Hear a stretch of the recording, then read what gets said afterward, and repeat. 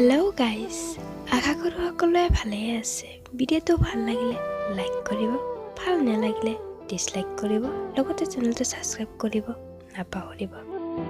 নেজানো তুমি ক'ত আছা, মোৰ পৰা কিমান দূৰত আছা, কিন্তু মোৰ হৃদয় মাথো তোমাকে বিচাৰে আৰু তোমাৰ বাবে মোৰ হৃদয়খন কান্দে আৰু তোমাৰ বাবে মাথো ৰৈ আছোঁ আজিও।